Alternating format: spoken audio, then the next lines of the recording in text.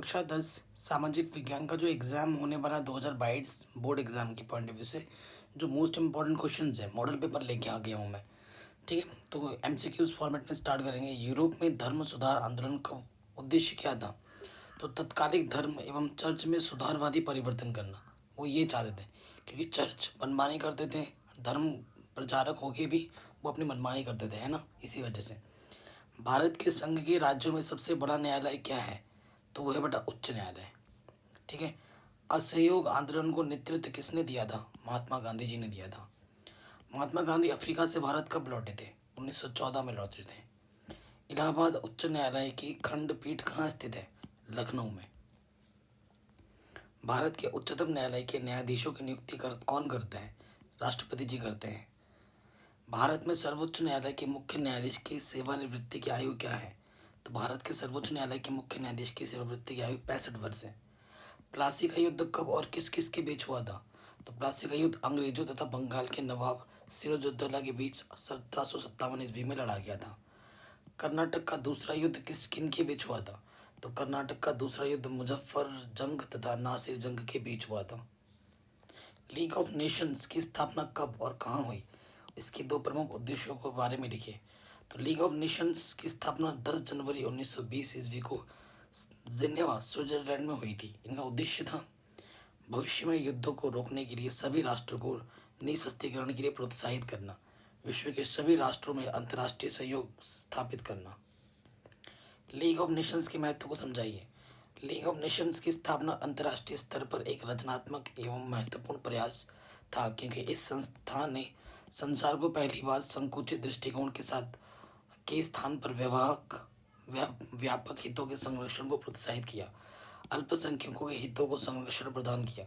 कालांतर में इसी नींव पर संयुक्त राष्ट्र संघ जैसी महत्वपूर्ण संस्था की आधारशिला रखी गई। प्रथम विश्व युद्ध कब प्रारंभ हुआ, कब समाप्त हुआ? इसकी दो विशेषताओं का उल्लेख कीजिए।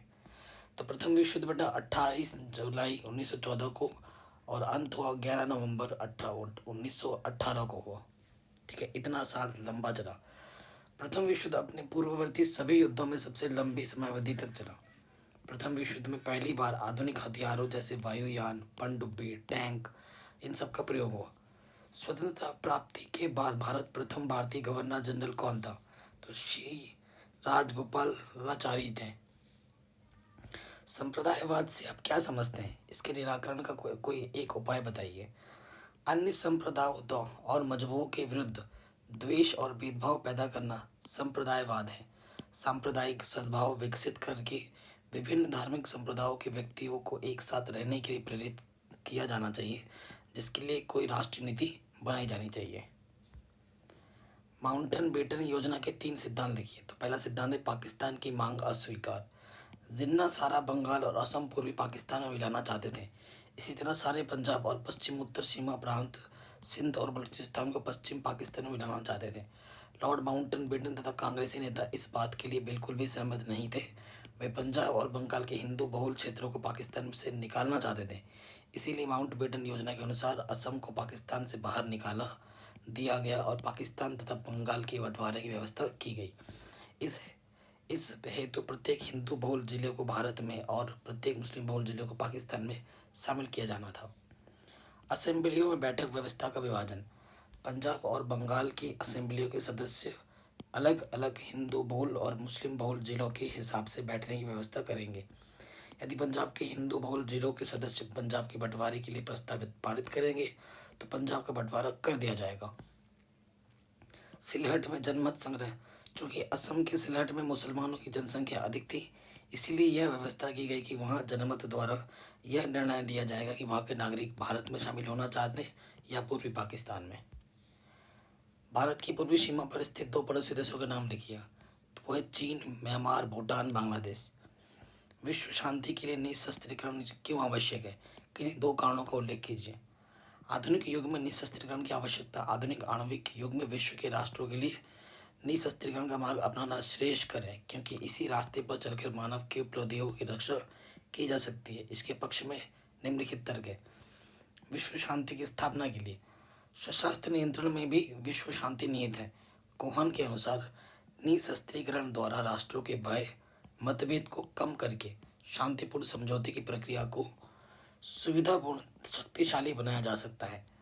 प्रोफेसर सुमेन के अनुसार संघर्ष की आशंका ही सशस्त्रीकरण की होड़ को जन्म देती है। युद्ध की संभावना से शस्त्रों में वृद्धि होती है। शस्त्रीकरण युद्ध मनोविज्ञान को जन्म देता है और उससे अविश्वास और भय की अभिव्यक्ति होती है। उससे समाज में एक ऐसे वर्ग का जन्म होता है जिसका युद्ध में निहित स्वार्थ होता है। शस्त्रास्त्र आरंभ में व्यापक भुखमरी पैदा करते हैं और अंत में उसकी परिणति व्यापक हत्याओं में होती है। आर्थिक हानि से बचने के लिए जिस धन का प्रयोग गंदी बस्तियों को खत्म करने तथा सभी निर्धनों के लिए आवश्यक गृहों को बनाने में व्यय किया जा सकता था, उसको युद्ध के लिए हथियार बनाने में खर्च किया जाता है, जिसे न लड़ने की कसम अनेक प्रकार की खाई जा चुकी हैं। इससे विश्व में भुखमरी और गरीबी बढ़ती है, जो अंततः विश्व शांति के लिए खतरा पैदा करते हैं।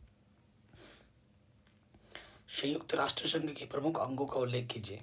तो संयुक्त राष्ट्र संघ मानवीय बुद्धि द्वारा परिकलित श्रेष्ठतम अंतर्राष्ट्रीय संगठन है। द्वितीय विश्व युद्ध के भयंकर और विनाशकारी परिणामों को देखकर विश्व के राजनीतिकों ने मानव जाति को समूल विनाश से बचाने के लिए एक एक अंतर्राष्ट्रीय संस्था की स्थापना को अनिवार्य समझा। इसे उद्देश्य 24 अक्टूबर 1945 ईस्वी को संयुक्त राष्ट्र संघ की स्थापना की गई। संयुक्त राष्ट्र संघ के अंग। संयुक्त राष्ट्र संघ के चार्टर, जिसमें 19 अध्याय और 111 अनुच्छेद हैं। अध्याय 3 के 7वें अनुच्छेद में इस संस्था के निम्नलिखित अंगों को उल्लेख है। साधारण सभा या महासभा, सुरक्षा परिषद, न्याय परिषद, सचिवालय, आर्थिक और सामाजिक परिषद, अंतर्राष्ट्रीय न्यायालय। ठीक है। जाड़ों में वर्षा वाले भारत के 2 क्षेत्रों का उल्लेख कीजिए। शीत ऋतु में स्थलीय भंवरें शुष्क होती हैं, अतः प्रायः संपूर्ण देशों में मौसम शुष्क रहता है, परंतु निम्नलिखित 2 देशों में जाड़ों में वर्षा होती है। देश के उत्तर पश्चिमी भाग, भूमध्य सागर की ओर से आने वाले पश्चिमी विक्षोभों से कुछ वर्षा के उत्तर पश्चिमी भागों में होती है। तमिलनाडु तट पर भी शीतकालीन में वर्षा होती है। उत्तर पूर्व की ओर से चलने वाली स्थलीय मानसून पवनें जब बंगाल की खाड़ी को पार करके तमिलनाडु तट पर पहुंचती हैं, तो ये कुछ आर्द्रता ग्रहण कर लेती हैं और तटों पर वर्षा करती हैं। भूमि संसाधन का क्या तात्पर्य है? भूमि संसाधन को के कोई 3 महत्व लिखिए। किसी देश या प्रदेश के अंतर्गत सम्मिलित भूमि को भूमि संसाधन कहते हैं। इसके अंतर्गत कृषि भूमि, चरागार भूमि, कृषि योग्य भूमि, ये सब आते हैं। कृषि, पशुपालन, वनोद्यान, ठीक है, ये सब आपको लिखना है। अम्बरक का क्या महत्व है? भारत इसमें क्षेत्र लिखिए। अम्बरक एक महत्वपूर्ण बहुउपयोगी खनिज है। यह ताप एवं विद्युत का कुचालक होता है, अतः इसका उपयोग विद्युत उपकरण, रेडियो, वायुयान, औषधि निर्माण, अग्निरोधक कपड़ों, टेलीफोन, खिलौने, इन सब में किया जाता है। यह पारदर्शक एवं चमकीला होता है, अतः इससे वार्निश एवं पेंट भी बनाए जाते हैं। अम्बरक का उपयोग बेतार का तार, सैन्य उपकरण बनाने में भी किया जाता है। अम्बरक उत्पादन में भारत विश्व का प्रथम स्थान है। यह विश्व का 90% से अम्बरक उत्पादन किया जाता है। यह अम्बरक उत्तम श्रेणी का होता है। इसके निर्यात से भारत करोड़ों रुपए की विदेशी मुद्रा अर्जित करता है। 1857 ईस्वी में संग्राम में महिला क्रांतिकारियों के योगदानों की चर्चा कीजिए। तो बेटा, महारानी लक्ष्मीबाई झांसी के राजा गंगाधर राव की महारानी थी। राजा गंगाधर राव सन 1853 में मृत्यु हो गई। अपने पति की मृत्यु के बाद उन्होंने दामोदर राव नामक एक अल्पवयस्क बालक को गोद ले लिया और पुत्र की संरक्षित बनकर शासन कार्य प्रणाम कर दिया। लॉर्ड डलहौजी ने गोद निषेध नियम का लाभ उठाकर झांसी के राज्य को ब्रिटिश साम्राज्य में मिला लिया। इससे महारानी असंतुष्ट हो गई और अंग्रेजों के प्रति उनके मन में असंतोष व्याप्त हो गए। उन्होंने अंग्रेजों से बड़ी वीरता के साथ लोहा लिया और 1858 ईस्वी में कालवी के निकट हुए संग्राम में वीरगति को प्राप्त की। बेगत हजरत महल। अवध में बेगत हजरत महल ने क्रांतिकारियों का नेतृत्व किया। ये साहसी, धैर्यवान और प्रबुद्ध महिला थी। इन्होंने अपने इस राज्य के सम्मान को बचाने के लिए अंग्रेजों से टक्कर ली। कुछ समय के लिए यह लखनऊ क्षेत्र को स्वतंत्र कराने में भी सफल हुई। बाद में जनरल कैंपबेल की सेनाओं ने 31 मार्च 1858 को लखनऊ पर अधिकार कर लिया था। बेगम हजरत महल अंग्रेजों के हाथ नहीं पड़ी और वहाँ से बचकर निकल गई। बेगम जीनत महल, इसके बारे में आप पढ़ सकते हैं। फिर रानी अवंतीबाई। मध्य प्रदेश की रियासत रामगढ़ की रानी अवंतीबाई ने अंग्रेजी सेना से संघर्ष करने के लिए एक सशस्त्र सेना का निर्माण किया और क्रांति के दौरान युद्ध में अंग्रेजों के छक्के छुड़ा दिए। बाद में अंग्रेजों के संगठित सेना के विरुद्ध लड़ते हुए रानी ने वीरतापूर्वक वीरगति को प्राप्त किया। देश को स्वतंत्रता दिलाने में मौलाना आज़ाद का क्या योगदान रहा? तो मौलाना अब्दुल कलाम आज़ाद देश को स्वतंत्र दिलाने में महत्वपूर्ण योगदान था। उन्होंने मुस्लिम लीग की नीतियों का विरोध करते हुए भारतीय मुसलमानों को राष्ट्रीय धारा से जोड़ने का अथक प्रयास किया। उन्होंने अंग्रेजों की फूट डालो और शासन करो नीति का प्रबल विरोध किया। भारतीय मुसलमानों को जागृत करने के लिए आज़ाद ने अल हिलाल नामक पत्र का प्रकाशन प्रारंभ किया। यह पत्र मुसलमानों में अत्यधिक लोकप्रिय था। 1916 ईस्वी में कांग्रेस और मुस्लिम लीग के आपसी समझौतों में उनका सराहनीय सहयोग था। उन्होंने असहयोग आंदोलन में भाग लिया, जिसके फलस्वरूप उन्हें 1 वर्ष की सजा भी हुई। 1923 ईस्वी में कांग्रेस अधिवेशन में उन्हें अध्यक्ष चुन लिया गया। 1930 में जब गांधी जी ने सविनय अवज्ञा आंदोलन चलाया तो आज़ाद ने सक्रिय सहयोग प्रदान किया। 1940 से 1946 ईस्वी तक वे भारतीय राष्ट्रीय कांग्रेस के सभापति रहे और 1947 ईस्वी में अंतरिम सरकार में भी शिक्षा मंत्री रहे। स्वतंत्र भारत में 1958 ईस्वी में तक वे लगातार शिक्षा मंत्री के पद पर बने रहे। उनके द्वारा लिखी गई पुस्तक इंडिया विंस फ्रीडम भी थी। ठीक है, अगला क्वेश्चन देखो बेटा, कितने साल पूछा गया। सर्वोच्च न्यायालय के संगठन तथा कार्यों का वर्णन कीजिए। सर्वोच्च न्यायालय के न्यायाधीश को अपदस्थ करने की क्या प्रक्रिया है? संविधान की धारा 224 के अनुसार भारतीय संघ के एक सर्वोच्च न्यायालय होगा। सर्वोच्च न्यायालय का संगठन इन संदर्भों में समझा जा सकता है। मूल संविधान में सर्वोच्च न्यायालय के लिए एक मुख्य न्यायाधीश 7 अन्य न्यायाधीशों की व्यवस्था की गई थी। सन 2008 से संसद ने न्यायाधीशों की संख्या बढ़ाकर 31 कर दी है। अब सर्वोच्च न्यायालय में एक मुख्य न्यायाधीश और 30 अन्य न्यायाधीश हैं। मुख्य न्यायाधीश की नियुक्ति राष्ट्रपति के द्वारा की जाती है और राष्ट्रपति मुख्य न्यायाधीश की नियुक्ति करते समय सर्वोच्च न्यायालय उच्च न्यायालय के उन न्यायाधीशों से परामर्श करता है जिन्हें वह आवश्यक समझे। सर्वोच्च न्यायालय के अन्य न्यायाधीशों की नियुक्ति के समय राष्ट्रपति मुख्य न्यायाधीश से मंत्रणा कर लेते हैं। संवैधानिक अध्यक्ष होने के कारण राष्ट्रपति मंत्रिपरिषद के परामर्श से ही नियुक्तियां करता है। तदर्थ न्यायाधीश की नियुक्ति मुख्य न्यायाधीश राष्ट्रपति की स्वीकृति से करता है। ठीक है, इनकी योग्यताएं क्या होती हैं? वो भारत का नागरिक हो, उसकी आयु 65 वर्ष से कम हो, वह किसी उच्च न्यायालय में या किसी 2 अथवा 2 से अधिक न्यायालयों में लगातार 5 वर्ष तक न्यायाधीश रह चुका हो, वह किसी उच्च न्यायालय में अथवा अन्य न्यायालयों के लगातार 10 वर्ष तक अधिवक्ता रहा हो, या फिर राष्ट्रपति के मत से वह कोई परंपरागत एवं प्रतिष्ठित विवेकता रहा हो। शपथ ग्रहण में क्या होता है? न्यायाधीश को पद पर आसीन होने से पहले राष्ट्रपति के समक्ष संविधान के प्रति निष्ठा एवं निष्पक्ष रूप से कार्य करने की शपथ लेनी पड़ती है। ठीक है, वेतन और भत्ते की बात की जाए तो सर्वोच्च न्यायालय के मुख्य न्यायाधीश को 2,80,000 मासिक वेतन तथा अन्य न्यायाधीशों को 2.5 लाख मासिक वेतन मिलता है। इसके अतिरिक्त उन्हें निःशुल्क आवास तथा यात्रा भत्ता भी मिलता है। इनके वेतन भत्ते भारत की संचित निधि से दिए जाते हैं। ठीक है, कार्यकाल की बात करें, सर्वोच्च न्यायालय के न्यायाधीश 65 वर्ष की अवधि तक अपने पद पर कार्य करते हैं। 65 वर्ष की आयु पूर्ण होने पर उन्हें सेवानिवृत्त कर दिया जाता है, यानी कि छुट्टी हो जाती है, उनकी पेंशन मिलने लगता है। फिर अभिलेख न्यायालय, उच्चतम न्यायालय को अभिलेख न्यायालय इसलिए कहा जाता है क्योंकि उच्चतम न्यायालय अभिलेख न्यायालय के रूप में ही कार्य करता है। अभिलेख न्यायालय का अर्थ यह है कि न्यायालय के समस्त निर्णयों को अभिलेख के रूप में सुरक्षित रखा जाता है। इन अभिलेखों को भविष्य में किसी भी न्यायालय के निर्णय अन्य अधीनस्थ न्यायालयों में आवश्यकता पड़ने पर नज़ीर के रूप में प्रयुक्त किया जाता है। भारत के उच्चतम या सर्वोच्च न्यायालय का क्षेत्राधिकार पारंपरिक, अपीलीय, परामर्शीय, ये 3 प्रकार के क्षेत्राधिकार होते हैं और अन्य अधिकार। पारंपरिक में क्या होता है? कुछ विवाद ऐसे होते हैं जिन्हें केवल उच्चतम न्यायालय को ही सुनने और सुलझाने का अधिकार होता है। जैसे कि जब कोई विवाद भारत सरकार और एक से अधिक राज्यों के बीच हो, जब किसी विवाद में एक और भारत सरकार और एक से अधिक राज्य सरकार हो, तब जब विवाद 2 या 2 से अधिक राज्यों के मध्य हो, जब विवाद राष्ट्रपति और उपराष्ट्रपति के निर्वाचन से संबंधित हो, तब अपीलीय अधिकार में देखो बेटा क्या आ जाता है? संवैधानिक अपील है। संवैधानिक के अनुच्छेद 132 के अनुसार जब कोई उच्च न्यायालय किसी मुकदमे के संबंध में यह प्रमाण दे देता है कि उसमें संविधान की किसी धारा की व्याख्या का प्रश्न निहित है, तो उस मुकदमे की अपील उच्चतम न्यायालय में होती है। यदि उच्च न्यायालय पत्र नहीं देता है तो उच्चतम न्यायालय स्वयं भी ऐसे मामलों को अपील दे सकता है। दीवानी अपील है। उच्च न्यायालय के प्रमाण पत्र देने पर किसी भी दीवानी मुकदमे की अपील सर्वोच्च न्यायालय में की जाती है। फौजदारी की अपील ये पढ़ सकते हैं। परामर्श क्षेत्राधिकार, अन्य अधिकार आप पढ़ सकते हैं। अगला क्वेश्चन क्या है बेटा, सार्क क्या है, इसके कितने सदस्य हैं, इसका सचिवालय कहाँ है, इसके गठन के उद्देश्यों पर प्रकाश डालिए। तो SAARC South Asian Association for Regional Cooperation इसका फुल फॉर्म होता है। विश्व का नवीनतम अंतर्राष्ट्रीय संगठन है, हिंदी में यह दक्षेश कहा जाता है। इस संगठन की स्थापना 8 दिसंबर 1985 को बांग्लादेश की राजधानी ढाका में 2 दिवसीय अधिवेशन में हुई। यह दक्षिण एशिया के 8 देशों को एक क्षेत्रीय संगठन है। इस संगठन में देश भारत, पाकिस्तान, बांग्लादेश, श्रीलंका, नेपाल, भूटान, मालदीव और अफगानिस्तान है। सार्क ने इस क्षेत्र में आर्थिक, सामाजिक, सांस्कृतिक विकास में तेजी लाने और अखंडता का सम्मान करने हेतु परस्पर सहयोग से सामूहिक आत्मनिर्भरता में वृद्धि करने का लक्ष्य निर्धारित किया।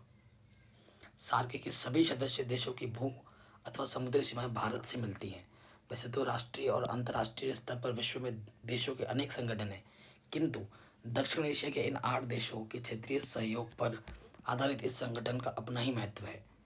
पिछले कुछ वर्षों में इन देशों के परस्पर अविश्वास का जो माहौल बना है, इस संगठन द्वारा उसे दूर करने की मदद मिलेगी। ठीक है। सार्क के चार्टर के अनुच्छेद 2 के अनुसार निम्नलिखित सिद्धांतों का उल्लेख है। सदस्य राष्ट्र एक दूसरे के आंतरिक मामलों में हस्तक्षेप नहीं करेंगे। संगठन के ढांचे के अंतर्गत संयोग, प्रभुसत्ता संपन्न, क्षेत्रीय अखंडता, राजनीतिक स्वतंत्रता, दूसरे देशों के आंतरिक मामलों में हस्तक्षेप ना करना, आपसी हित के सिद्धांतों का आदर करना, ये सब उनमें है। ठीक है। यह सहयोग द्विपक्षीय या बहुपक्षीय सहयोग की अन्य किसी स्थिति का स्थान नहीं लेगा, वरन परस्पर पूरक होगा। सार्क के चार्टर 10 अनुच्छेद हैं। इनमें सार्क के उद्देश्यों, सिद्धांतों, वित्तीय व्यवस्थाओं का उल्लेख किया गया है। ठीक है। चार्टर के अनुच्छेद 1 में सार्क निम्नलिखित उद्देश्य बताए गए हैं। दक्षिण एशियाई क्षेत्र में निवास करने वाली जनता के कल्याण, उनके जीवन स्तर को ऊंचा उठाने का प्रयत्न करना, दक्षिण एशियाई राष्ट्रों की सामूहिक आत्मनिर्भरता में वृद्धि करना, दक्षिण एशियाई क्षेत्र के आर्थिक, सामाजिक और सांस्कृतिक विकास को प्रोत्साहित करना। ठीक है। अन्य विकासशील देशों के साथ सहयोग में वृद्धि करना, सामान्य हित में मामलों पर अंतर्राष्ट्रीय मंचों पर आपसी सहयोग को अभिव्यक्त करना, ये सब आता है। कह रहे द्वितीय विश्व युद्ध के प्रमुख कारणों का वर्णन कीजिए। तो प्रमुख कारण क्या थे बेटा? द्वितीय विश्व युद्ध के विस्फोट के लिए वही कारण उत्तरदायी थे जो प्रथम विश्व युद्ध के लिए थे। ठीक है। जैसे पहला था वर्साई की संधि में जर्मनी का अपमान। वर्साई की संधि द्वितीय विश्व युद्ध का मूल कारण थी। यह वास्तविक अर्थों में शांति संधि नहीं थी, वरन इसमें दूसरे विश्व युद्ध के बीच छुपे हुए थे। इस संधि में जर्मनी का बड़ा ही अपमान किया गया तथा जर्मन प्रतिनिधियों को बलपूर्वक संधि पत्र पर हस्ताक्षर करने के लिए बाध्य किया गया। जर्मनी के सारे साम्राज्य को छिन्न भिन्न कर दिया गया था, उनकी सैनिक तथा समुद्री शक्ति को नष्ट कर दिया गया था, उसकी राष्ट्रीय भावना को इतना कुचल दिया गया था कि जर्मन जनता अपने अपमान का बदला लेने के लिए बेचैन हो उठी। दूसरी ओर इटली भी इस संधि से असंतुष्ट था, वह भी फ्रांस और इंग्लैंड से बदला लेने के इंतजार में था। ऑस्ट्रिया और टर्की भी इस संधि से रुष्ट थे। तो सभी रुष्ट थे, तो बस शुरू हो गया हिटलर का उत्थान। जर्मनी के सम्राट केसर विलियम द्वितीय के पतन के बाद जर्मनी में गणराज्य की स्थापना हुई थी, लेकिन विमर गणतंत्र की सरकार जर्मनी में बढ़ती हुई बेकारी, भूखमरी तथा अराजकता को रोकने में विफल रही। इस सरकार ने वर्साई संधि को स्वीकार करके जर्मन जनता की भावनाओं को गहरी चोट पहुंचाई। जर्मनी की आंतरिक दशा का लाभ उठाकर हिटलर ने नाजी पार्टी की स्थापना की और जनता के समक्ष जोरदार शब्दों में घोषणा की कि नाजी पार्टी जर्मनी को पुनरुत्थान करेगी, वर्षा में हुए जर्मनी के अपमान का बदला लेगी। साम्राज्यवादी भावना का विकास। साम्राज्यवादी भावना का विकास भी द्वितीय विश्व युद्ध का एक मुख्य कारण था। यूरोप के बहुत से राष्ट्र सैनिक दृष्टि से सबल होते हुए भी साम्राज्य की दृष्टि से अपने को हीन समझते थे। जर्मनी, इटली और जापान का स्थान ऐसे ही राष्ट्रों में था। ये राष्ट्र सैन्य शक्ति की दृष्टि से ब्रिटेन, अमेरिका, फ्रांस आदि देशों किसी भी प्रकार से कम नहीं थे, किंतु उनके पास इंग्लैंड व फ्रांस के समान विशाल साम्राज्य नहीं थे। अतः साम्राज्य विस्तार की भावना उनके हृदय में निरंतर बढ़ती जा रही थी। ऐसी स्थिति में युद्ध का छिड़ना अनिवार्य था। राष्ट्रसंघ की दुर्बलता। द्वितीय विश्व युद्ध का एक महत्वपूर्ण कारण राष्ट्रसंघ की असफलता भी थी। जर्मनी, जापान, इटली ने अपने इच्छा अनुसार ऑस्ट्रिया, मंचूरिया, अबीसिनिया पर विजय प्राप्त की। निर्बल राष्ट्र से अपनी सुरक्षा की प्रार्थना की उसकी उदासीनता व दुर्बलता को देखकर विश्व के राष्ट्र अपने अपने बचाव के लिए सैनिक तैयारी करने लगे। ठीक है, तो इन सभी कारण ने एक द्वितीय विश्व युद्ध को जन्म दिया। ठीक है, ये आप पढ़ सकते हैं। अगला क्वेश्चन है, भारत की विदेश नीति की प्रमुख विशेषताओं का उल्लेख कीजिए। ठीक है, तो गुटनिरपेक्षता। द्वितीय विश्व युद्ध के बाद संपूर्ण विश्व दो सैन्य गुटों में बंट गया। प्रथम गुट संयुक्त राज्य अमेरिका के नेतृत्व में था, दूसरा गुट पूर्व सोवियत संघ के नेतृत्व में था। ऐसी स्थिति में भारत ने स्वतंत्रता प्राप्ति के बाद गुटनिरपेक्ष रहने का निर्णय लिया। गुटनिरपेक्षता भारत की विदेश नीति में सर्वोपरि है।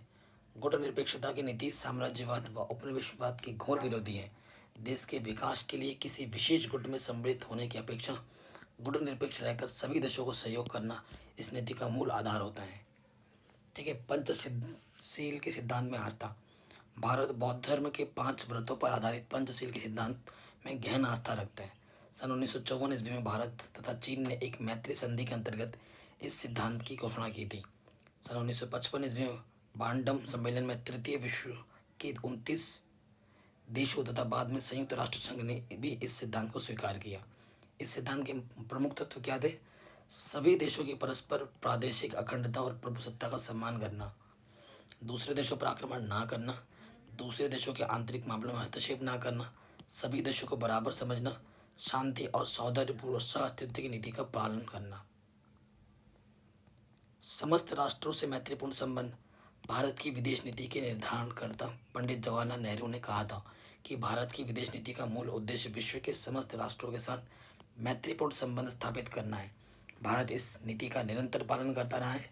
वह अपने पड़ोसी देशों से ही नहीं अपितु सभी राष्ट्रों से राजनीतिक, आर्थिक, सामाजिक और व्यापारिक मैत्रीपूर्ण संबंध बनाए रखना चाहता है। शांतिपूर्ण सह अस्तित्व। तो इसकी 3 प्रमुख शर्तें होती हैं। प्रत्येक राष्ट्र के स्वतंत्र अस्तित्व को पूर्ण मान्यता दो, प्रत्येक राष्ट्र को अपने भाग्य निर्माण करने की अधिकार होती है, पिछड़े हुए राष्ट्रों का विकास एक निष्पक्ष अंतर्राष्ट्रीय अभिकरण द्वारा किया जाना। ठीक है, ये सब होते हैं। रंग भेद नीति का भी विरोध किया जाता है। भारत रंग भेद नीति अथवा नस्लवाद का कट्टर विरोधी है। इसलिए उसने दक्षिण अफ्रीका में 1994 ईस्वी तक स्थापित अल्पमत वाली गोरी सरकार द्वारा बनाई गई रंग भेद की नीति का सदैव विरोध किया। विश्व शांति और संयुक्त राष्ट्र संघ में सहयोग। भारत अंतर्राष्ट्रीय विवादों का शांतिपूर्ण ढंग से निपटारा करने में समर्थक है। इसलिए वो संयुक्त राष्ट्र संघ और अन्य अंतर्राष्ट्रीय संस्थाओं के साथ सहयोग का पक्षधर है। विश्व शांति कायम करने के लिए भारत निशस्त्रीकरण पर भी बल देता है।